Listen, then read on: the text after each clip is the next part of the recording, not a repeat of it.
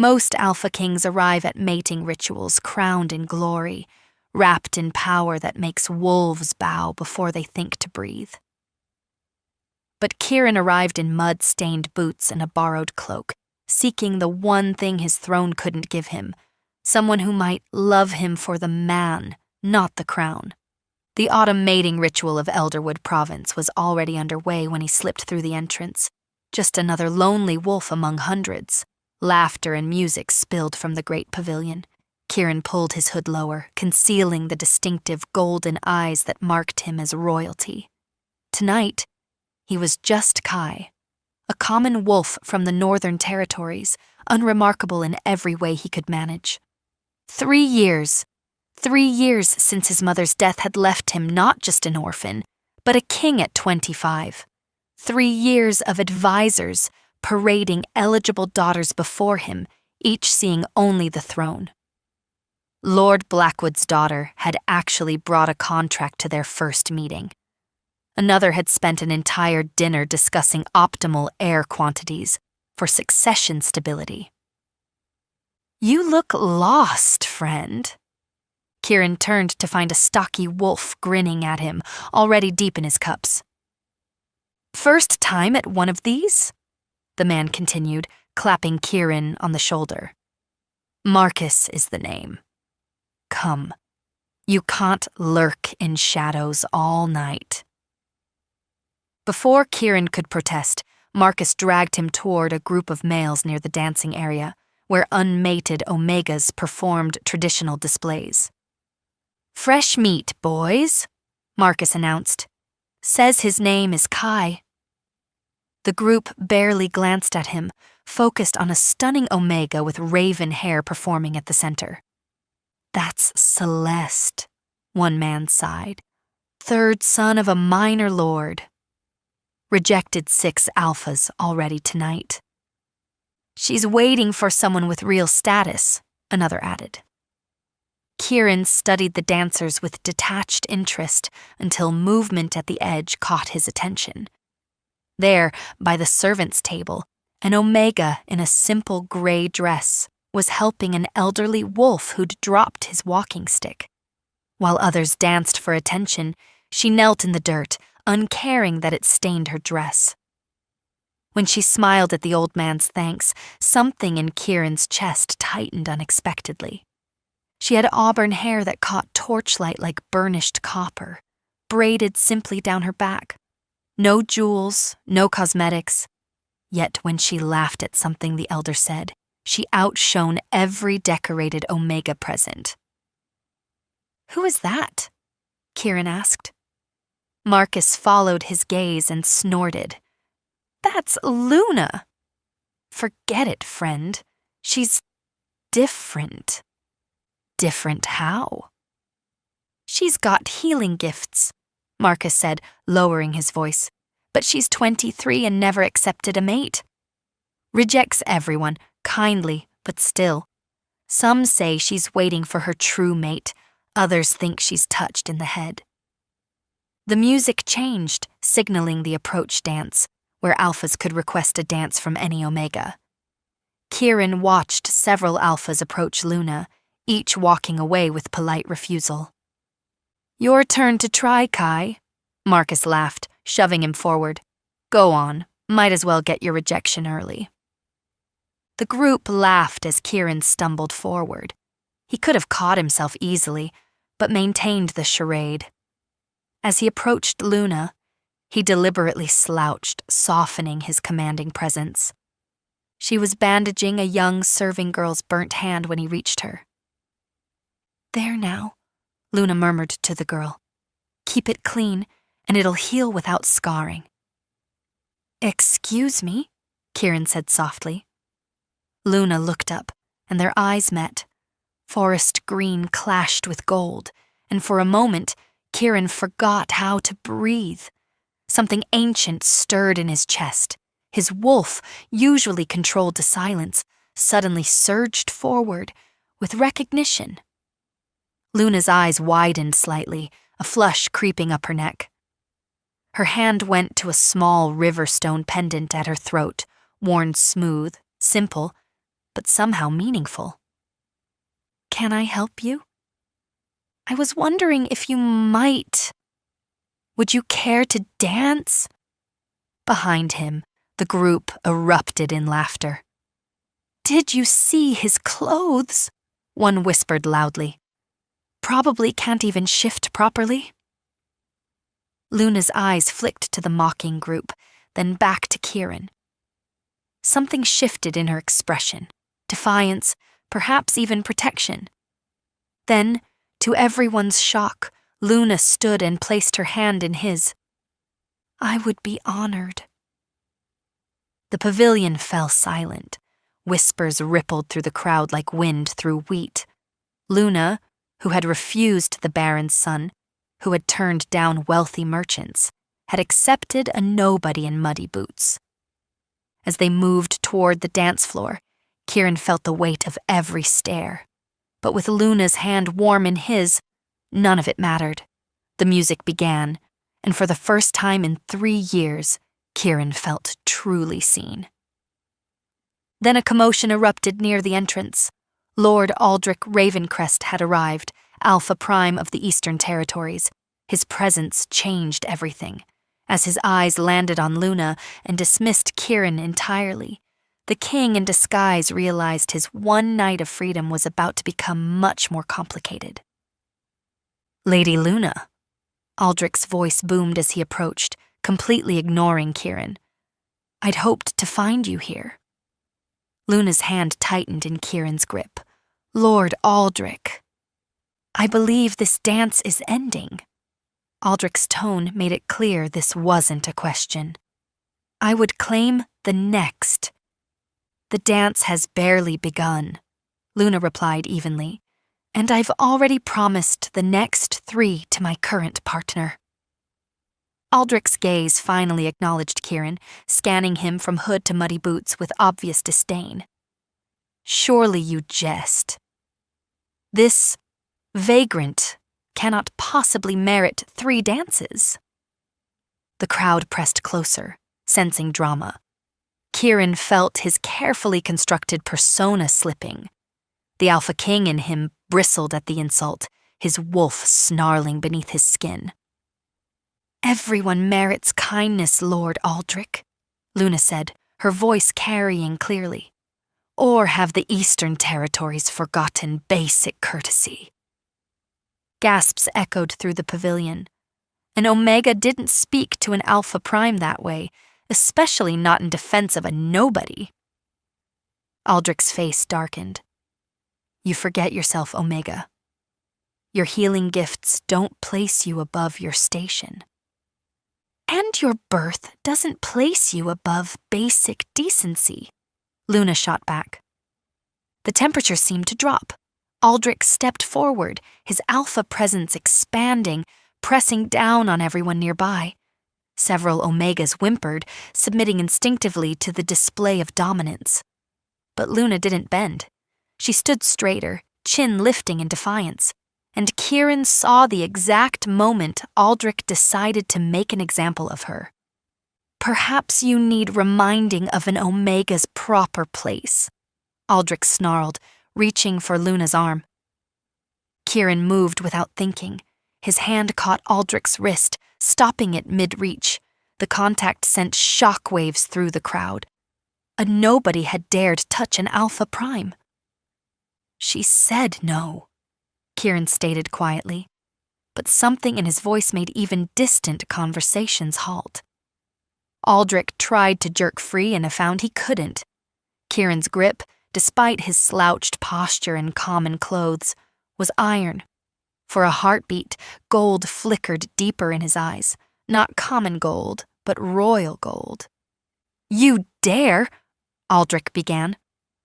"I dare defend a lady's choice," Kieran interrupted, his voice carrying an edge that made several alphas step back instinctively. "Unless Eastern tradition has changed to include forcing Omegas." The accusation hung in the air like a blade. Aldrich's face flushed red. To press now would confirm Kieran's words, but to retreat meant losing face to a supposed vagrant. "What's your name, vagrant?" Aldrich demanded. "Kai," Kieran replied simply. "Just Kai." "Well, just Kai, you've made a grave error tonight." Aldrich's smile was all teeth. "I challenge you. Tomorrow, dawn, we'll see if you can back your interference with strength." The crowd exploded in shocked murmurs.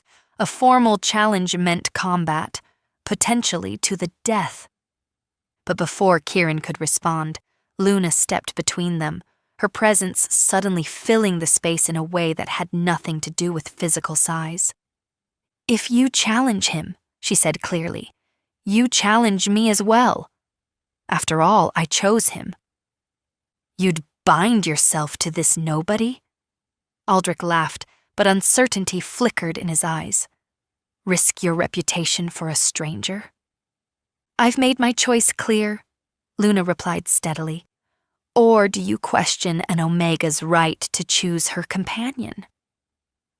From the shadows near the pavilion's edges, Kieran noticed hooded figures, too still, too watchful to be casual attendees. His instincts prickled a warning. Among them, he caught a glimpse of Lord Blackwood himself, watching with calculating eyes. "The challenge stands," Aldrich announced loudly. "Dawn at the sacred grove. When I win, you'll apologize publicly for your disrespect, Omega. And you," he pointed at Kieran, "will leave these territories forever." "And if Kai wins?" Luna asked. Aldrich's laugh was ugly. "When the vagrant loses, you mean? But fine, if by some miracle he prevails, I'll acknowledge your choice and never approach you again." "Witnessed," called several voices from the crowd, making the challenge binding by pack law. As Aldrich stalked away, the crowd began to disperse, excited chatter filling the night. Most were already placing bets on how quickly Aldrich would destroy the foolish vagrant. "You shouldn't have done that," Kieran said once they were relatively alone. "Neither should you." Luna studied his face, what little she could see beneath the hood. "Aldrich is cruel. He's hurt Omegas before, using his position to avoid consequences. Someone needed to stand against him." "And you think I can?" She tilted her head. "I think you're not what you appear to be, Kai.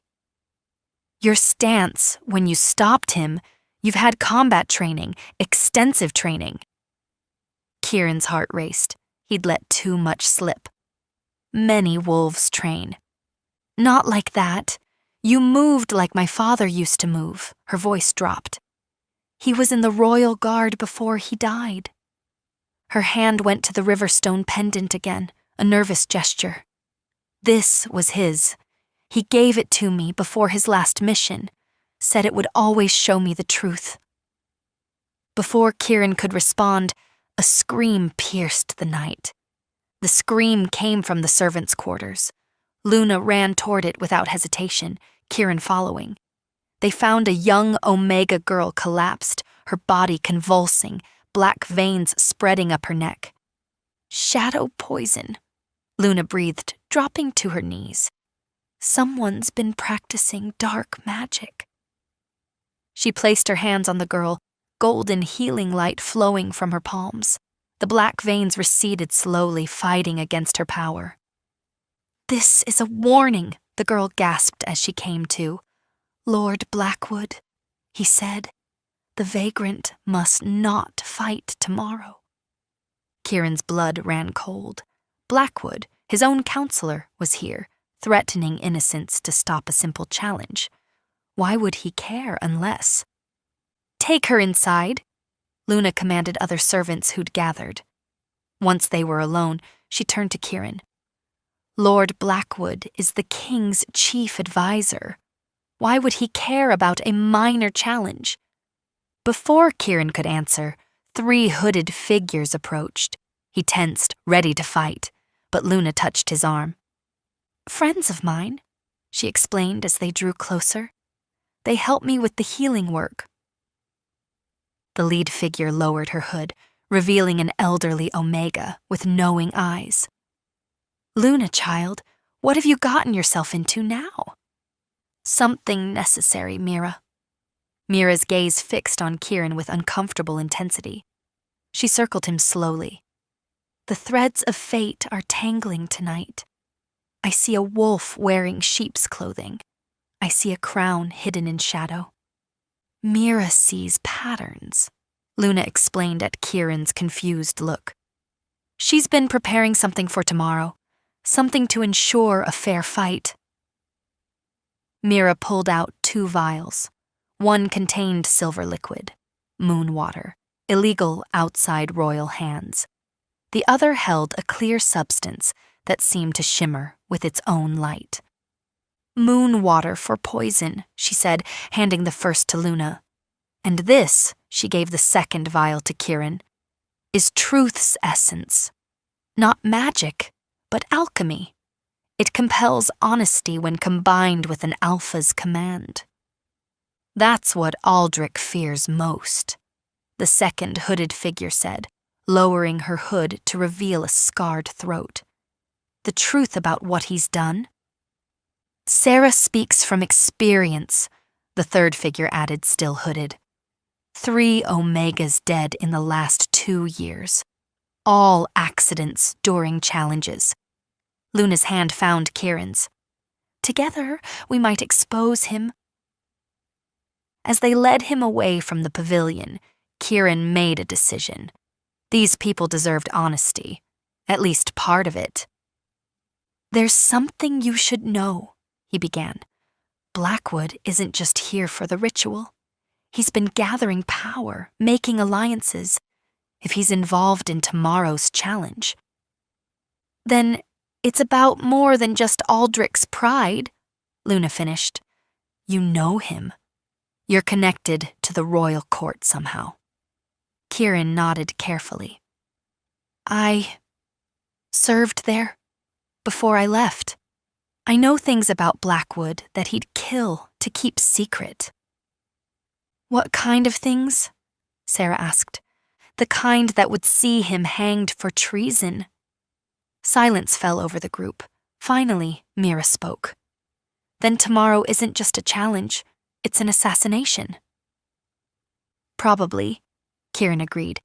"You should all stay away." "I won't have innocent blood on my hands." "With respect," Luna said firmly, touching her Riverstone pendant. "That's not your choice to make." "We stand together, or not at all." They'd reached Mira's cottage at the forest's edge. As they entered, Kieran caught Luna's arm gently. "Why?" he asked. "Why risk yourself for a stranger?" Luna met his gaze steadily.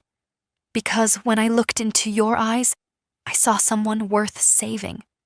Someone who's been carrying the world alone for too long." She touched his cheek gently. "You don't have to be alone anymore." From outside came the sound of howling, not normal wolves, but something darker. Shadow wolves, drawn to dark magic and death. "They're coming," Mira said grimly. "Blackwood isn't waiting for tomorrow." The shadow wolves struck fast. 3 massive beasts burst through the windows, eyes glowing red, corrupted and controlled. Kieran's careful control shattered.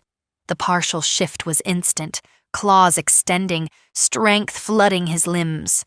He caught the first wolf mid-leap, using its momentum to hurl it into the wall with crushing force. The second went for Luna. Kieran's vision went red.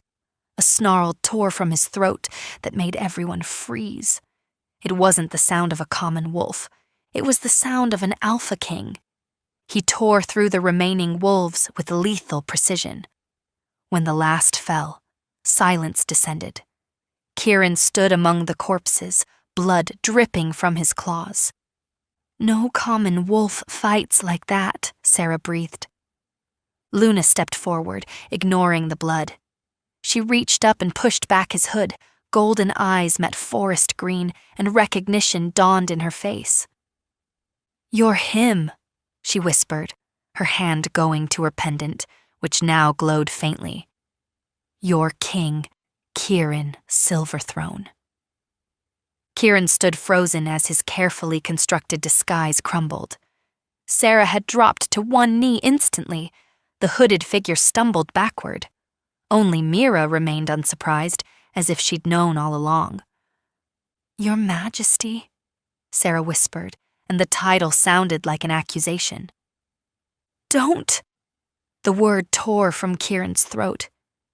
Please don't! Luna's hand had fallen from his face, her river stone pendant still glowing with truth's recognition. You lied to me. I didn't lie. I just didn't tell the whole truth. Semantics. Her green eyes blazed with hurt. You let me defend you. Let me think you were some vagrant who needed protection.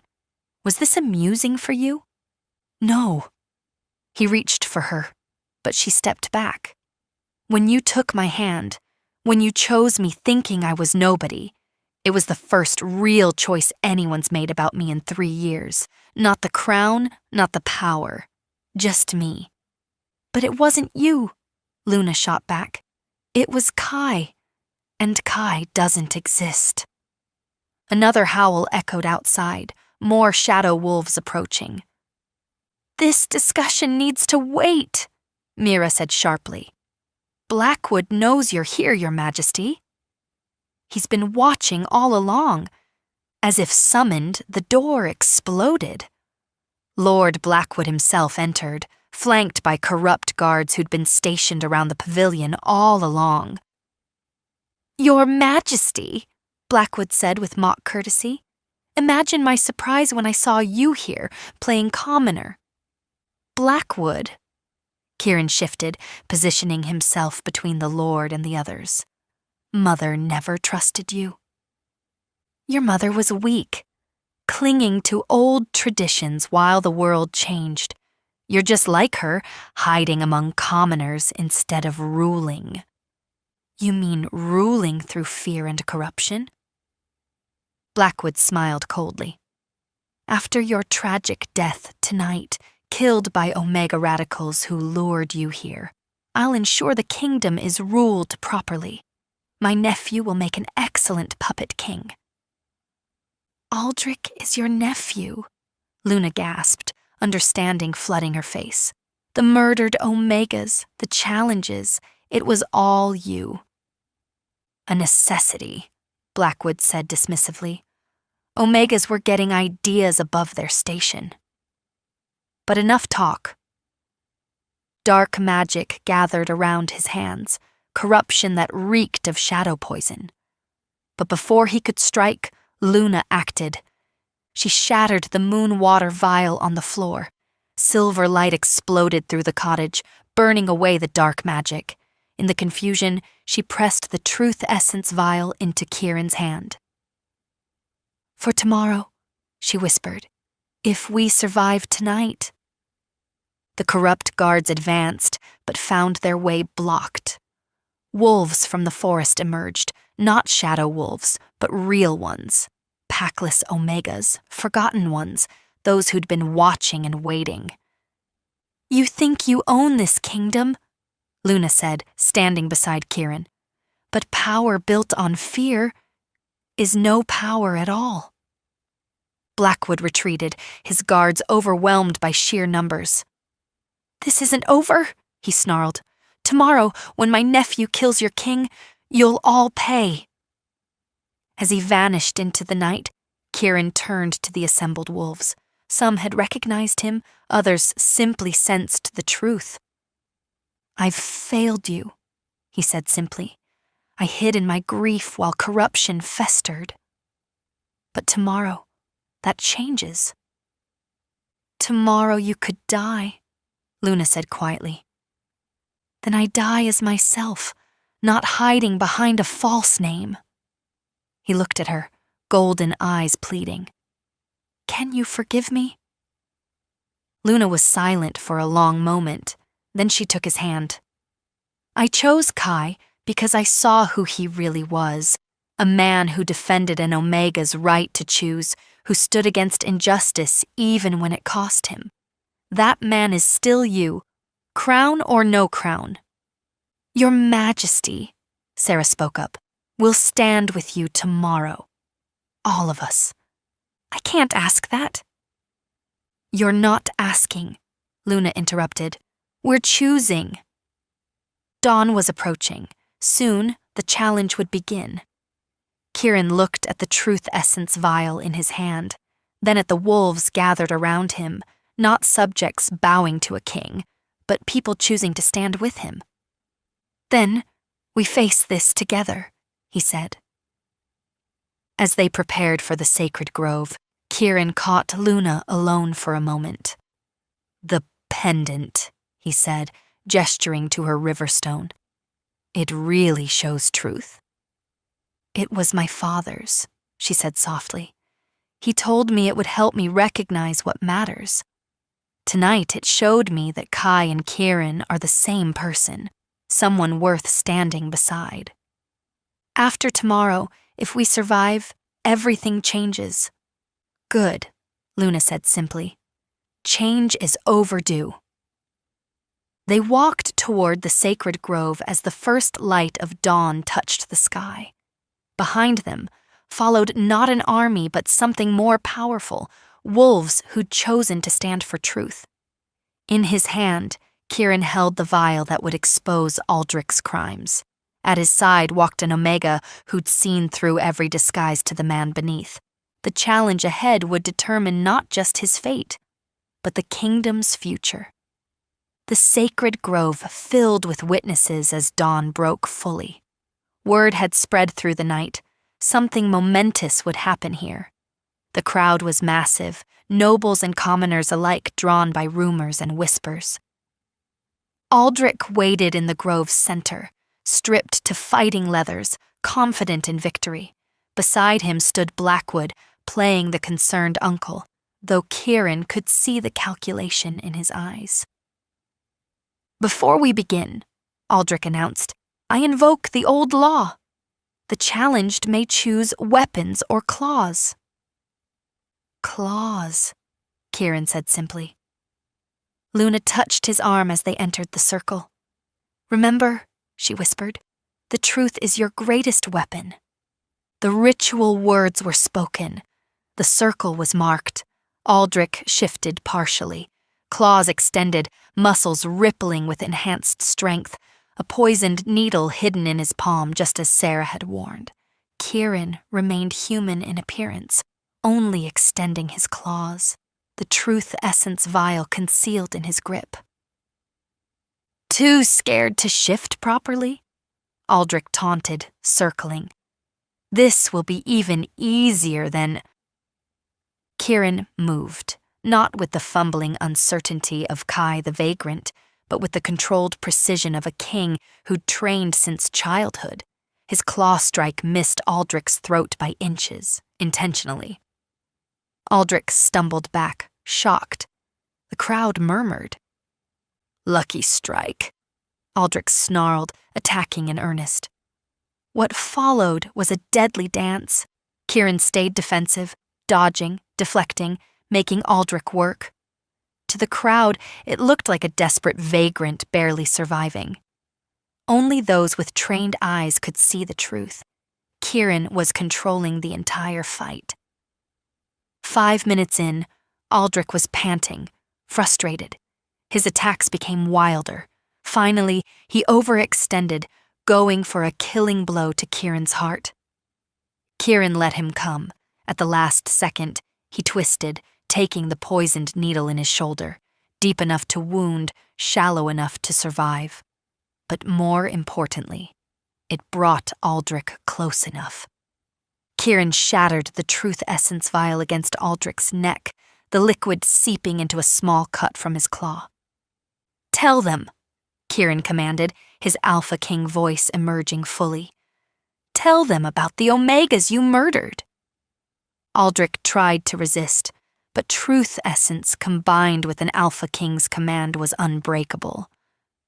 I killed them, all of them. Uncle Blackwood ordered it. said they were getting too bold, needed reminding of their place. The crowd erupted. Omegas cried out in rage and grief. Alphas who'd lost daughters, sisters, friends surged forward. "And why did Blackwood want me dead?" Kieran pressed, knowing he was revealing himself but no longer caring. "Because you're the king." Aldrich's confession rang across the grove. "King Kieran Silverthrone, Uncle knew you'd never approve of what we'd done." Silence fell, like a hammer blow. Every eye turned to Kieran as he straightened slowly, letting his hood fall back completely. Golden eyes, the distinctive royal gold, swept over the assembled crowd. "Yes," he said, his voice carrying to every corner of the grove. "I am Kieran Silverthrone, and I've been a fool." Some wolves dropped to their knees, others stood frozen in shock. "You think this changes anything?" Blackwood's voice rang out as he stepped forward, dark magic crackling around him. "A king who hides among commoners? Who abandons his throne to play vagrant? You're not fit to rule." "You're right," Kieran said, surprising everyone. "I haven't been fit to rule. I hid in my palace, in my grief, and let you poison my kingdom. But that changes today." Black veins were spreading from the poisoned wound. Aldrich had delivered enough poison to kill any normal wolf. Kieran swayed but remained standing. "You're dying," Blackwood laughed. "The poison is already in your heart." Luna stepped forward, pushing through the crowd. "Then we have work to do." She placed her hands on his wound, golden healing light flowing from her palms. But this wasn't ordinary healing. As the crowd watched, her light merged with his, creating something new, silver and gold intertwined. "What is this?" Blackwood demanded. "Something you could never understand," Luna said, her voice carrying power. "A bond freely chosen, a connection that transcends rank." The healing light pulsed, and for a moment everyone in the grove felt it, the truth of connection between all wolves, regardless of station. The poison in Kieran's system fought against the combined power of king and healer, Omega and Alpha united. "Impossible!" Blackwood snarled, raising his hands to strike with dark magic. But the corrupt guards he'd counted on didn't move. They'd heard Aldrich's confession, felt the truth of the bond. One by one, they stepped aside. "You have no power here," Kieran said, standing strong despite the poison still burning in his veins. "Power built on fear dies with the truth."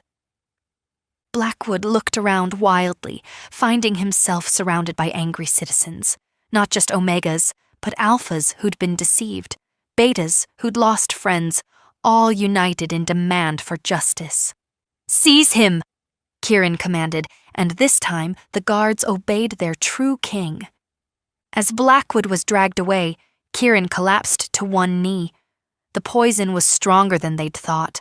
Luna's healing had slowed it, but couldn't stop it entirely. "The moon water," Luna called out desperately. "We need—" "Gone," Mira said grimly. "Used on the shadow wolves." The crowd pressed closer, murmuring with concern. Their king, the king they'd thought lost, was dying before their eyes. "There is another way," Mira said quietly, kneeling beside them. "But it requires a choice from both of you." "What choice?" Luna demanded. "The mate bond. True mates, not arranged, not forced, but chosen. If the bond is real, if the choice is pure, it can burn out any poison." "Fairy tales," someone scoffed. "No," Kieran said weakly, his golden eyes finding Luna's. "Not fairy tales. Truth." He reached up, touching her cheek. "From the moment you took my hand, my wolf knew. But I wanted you to choose freely, without the crown's influence. Luna's river stone pendant pulsed with warm light. And I chose a vagrant with muddy boots who defended an Omega's right to choose. I chose the man, not the king. Then choose again, Mira urged. Both of you, here, before witnesses, not as king and subject, but as equals. Kieran struggled to stand, Luna supporting him. Black veins were spreading up his neck, but his voice remained clear. I, Kieran Silverthrone, choose you, Luna. Not as my subject, not as my savior, but as my equal, my partner, my mate. I offer you not just my crown, but my truth, flawed, broken, but yours if you'll have it.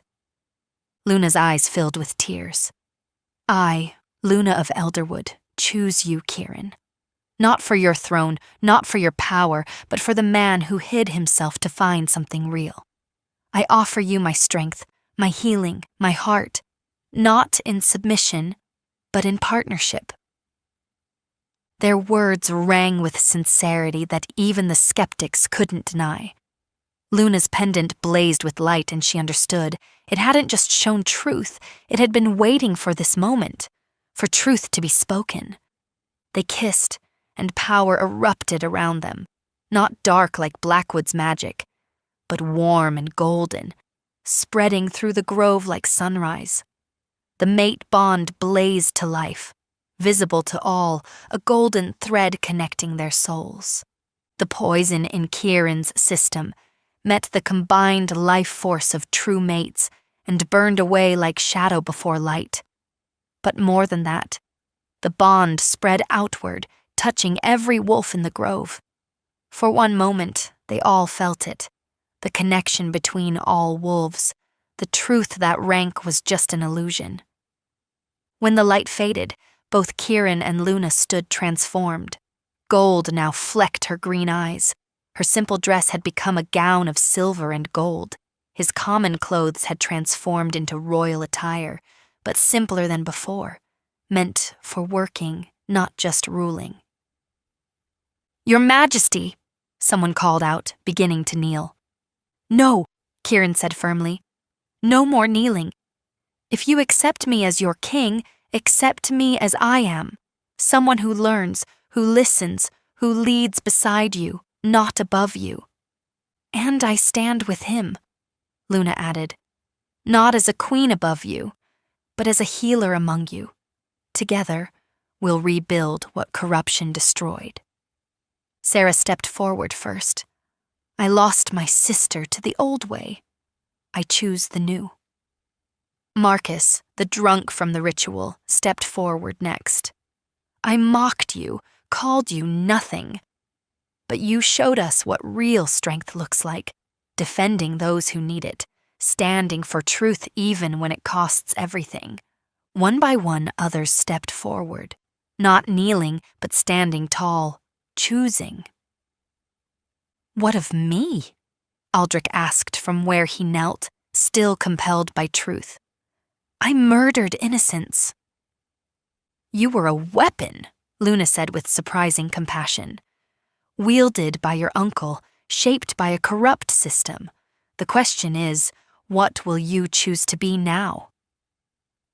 "I want to atone," Aldrich said, tears streaming down his face, "if that's possible."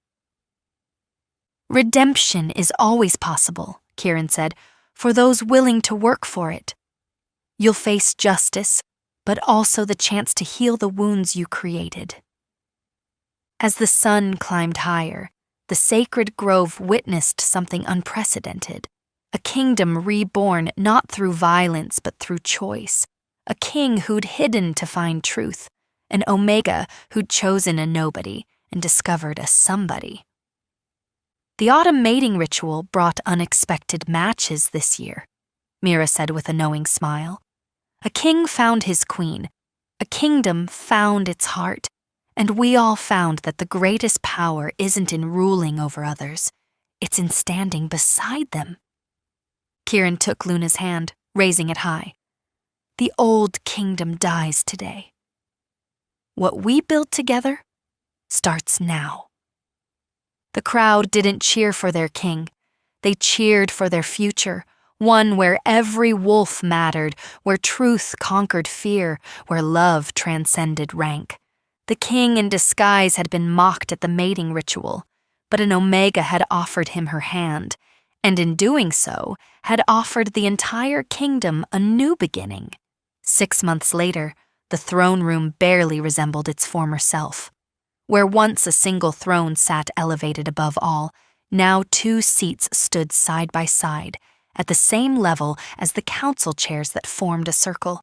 The walls, once hung with portraits of kings alone, now showed the history of all wolves, every rank, every profession, every life that built the kingdom. Luna sat reviewing healing center proposals. Her crown a simple band of silver and gold, metal donated by citizens who wanted to forge something new together. Her hand rested on her swelling belly, where new life grew. The new laws passed unanimously, Kieran announced, entering with genuine joy. Every wolf has equal voice in their local councils. Omegas can hold any position, including Alpha Prime. And Blackwood confessed everything. 17 murders over 5 years. The families chose his sentence, not death, but life spent in service to those he wronged. He tends the graves now, maintaining the memorial garden. It was more mercy than he deserved, but the new kingdom was built on healing, not vengeance. News from Aldrich? Luna asked. His work with the southern shamans is progressing. He's helped identify 3 other corrupt alphas who were following Blackwood's methods. Each one will face truth essence and justice. A knock interrupted them. Mira entered, moving slowly but still sharp-eyed. "Your Majesties?" she said with that familiar grin that made the title sound like an inside joke. "There's someone here about the new mating rituals." Behind her, a young Omega entered nervously, one of many who'd come forward since the changes began. "Your Majesty," the girl began, then stopped. "I'm sorry. Which one do I address?" "Either," Luna said warmly. "Or both. We speak as one." "I wanted to propose changes to the ritual structure," the girl said, gaining confidence. "No more displays where Omegas perform for Alphas. Instead, everyone mingles equally. Let connections form naturally." "I love it," Kieran said immediately. "Draw up the proposal. We'll implement it for the spring ritual." As the girl left, beaming, Kieran caught Luna's eye. They'd had this same conversation with dozens of citizens, each one bringing ideas that would have been dismissed under the old system. That evening, they stood on the balcony overlooking the capital. The market district, once divided by rank, now buzzed with mixed crowds. Alphas and Omegas worked side by side. Children played together regardless of their designation. "No regrets?" Luna asked, her hand finding his. "Only one," Kieran admitted. "What's that?" "That it took me 3 years to find the courage to take off my crown and find you." Luna laughed, the sound bright as starlight. "Well, good thing I was patient enough to wait for a muddy vagrant to ask me to dance. Good thing you were brave enough to say yes." Her river stone pendant, now set into her crown, pulsed with warm light, a reminder that truth had brought them together. "The old stories say true mates are destiny," Luna mused, "that the moon goddess determines who belongs together." "What do you think?" Kieran asked. "I think we make our own destiny. I chose you, not because some goddess declared it, but because when everyone mocked you, you still stood tall. When you could have revealed yourself as king to win, you stayed as Kai to protect others from the truth's danger. And you chose a nobody." "I chose somebody," Luna corrected. Someone who just hadn't figured out who he was yet. A messenger arrived with news from the borders. 3 neighboring kingdoms had sent envoys, curious about the radical changes they had heard about. Kingdoms where omegas were still property, where alphas ruled through fear. Change is spreading, Kieran noted. Good, Luna said firmly. Let them see what's possible when power serves instead of suppresses. As the moon rose full and bright, they stood together, not as king and queen above their people, but as partners in building something unprecedented. A kingdom where rank didn't determine worth, where love transcended tradition, where truth conquered fear. Marcus, now head of the Citizen Council, had said it best at their coronation. You went to that mating ritual as a king in disguise, got mocked for being nothing, and found everything. That's the kingdom we're building, one where anyone who seems like nothing might be everything if we just give them the chance. The autumn mating ritual had become legend, retold in taverns and halls across the land. But Luna and Kieran knew the truth was simpler than the stories. Sometimes the greatest love stories don't begin with grand gestures or perfect meetings. Sometimes they begin with muddy boots, a mocking crowd, and one person brave enough to offer their hand to someone everyone else has dismissed. And sometimes that single offered hand can transform not just 2 lives, but an entire kingdom. The end